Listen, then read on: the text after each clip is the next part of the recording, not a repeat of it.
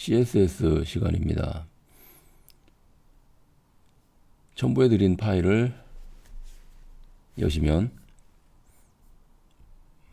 브라켓에 갔죠. 별표 누르면 미리 보기 창 얘가 떴죠. 그런데 몇 개가 떴지?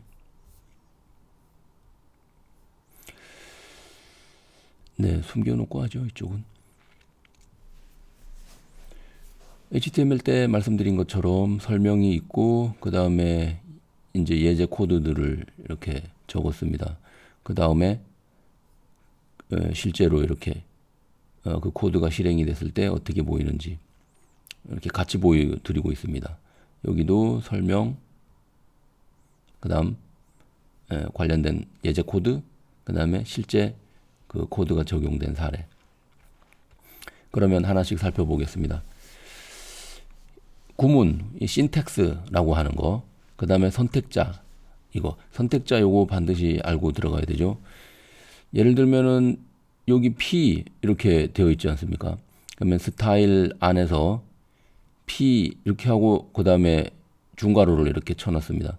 그러면 본문 중에 P 태그가 나오면 거기에 이 중괄호 안의 내용을 적용을 한다. 이렇게 된 상태입니다. 그래서 여기 P가 지금 나오는데 P 태그, 그러면 여기 안에 들어있는 이 글자, 여기에 글자 색상을 청색으로 하고 가운데 정렬을 합니다.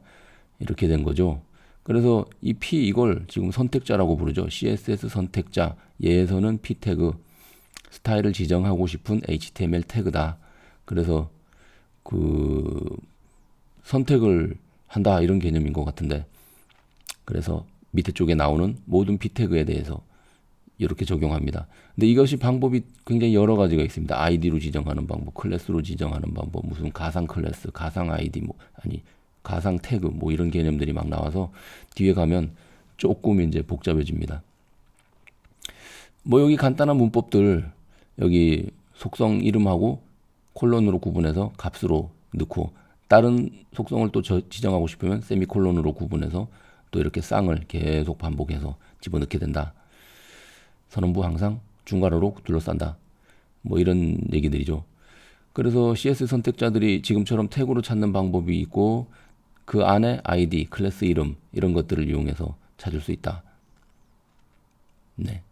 대략 예제를 한번 보죠. 이 샵을 치면 우리가 P 태그 안에서도 그 해당 그 P 태그만 선택하고 싶다 이랬을 때 아이디를 이렇게 지정을 하는 거죠. 아이디 이퀄해서 쌍따옴표 안에다가 아이디 이름을 하나 주고, 그래서 그 이름을 위에다 적는데 그 중에서 아이디다 이러면 샵을 붙인다. 샵해서 아이디 이름을 적으면 여기 아이디 이퀄해서 이름이 나온 이쪽 태그에만 적용을 한다. 그래서 H3에는 지금 아이디가 적용이 안 돼 있어서 이렇게 된 거고, 아이디가 적용이 된 곳은 위에 가운데 정렬 청색 이렇게 적용이 됐다 이런 거죠.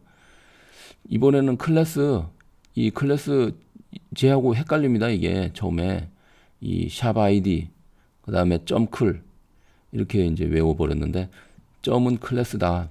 그래서 클래스 이퀄 산타마을이라는 클래스, 이거 영문이든 한글이든 클래스 이름이 관계없는 것 같습니다. 그래서 이렇게 산타마을이란 클래스를 하나 지정해 놓고, 그 점 하면 클래스를 의미하죠. 클래스가 산타마을인 것에서는 중괄호 안의 내용으로 한다. 그래서 색상을 빨간색으로 해봤더니 지금 이렇게 됐다는 것이죠.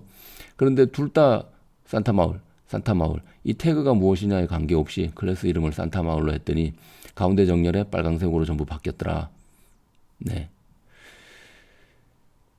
뒤에 또 가서 이 div 점 이렇게 가는 경우가 있습니다. 밑에 div 태그가 나오면서 그 다음에 클래스가 루돌프 마을이다. 그래서 점 클래스 루돌프 마을.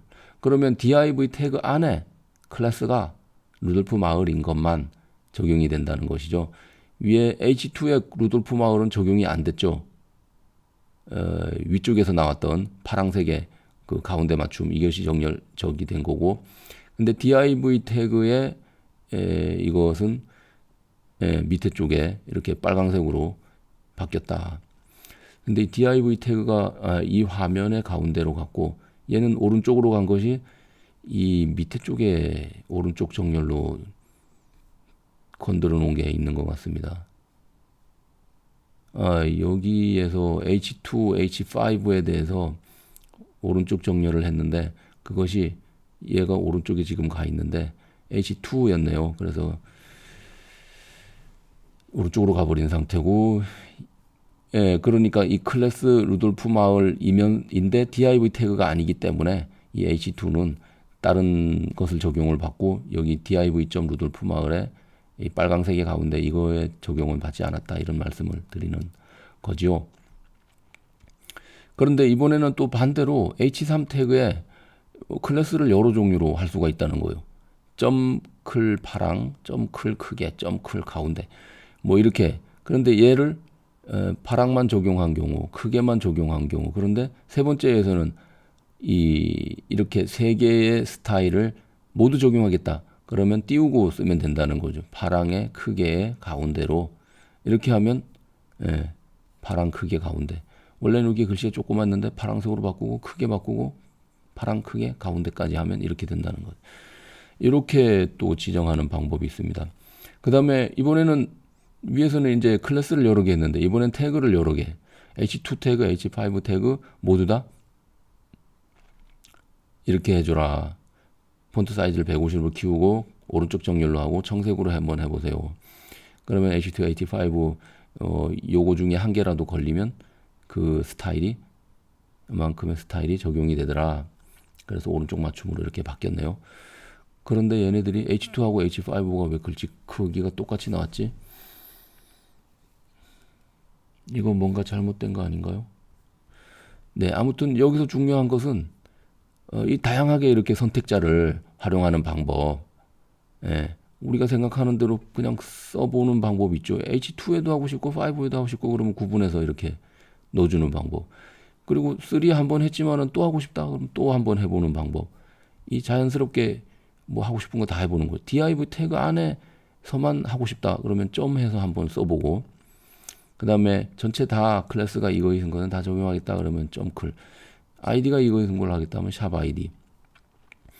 뭐 대략 이런 기문으로. 이게 CSS에서 가장 기본이거든요. 여기 부분은 알고 이제 들어가시면 되겠습니다.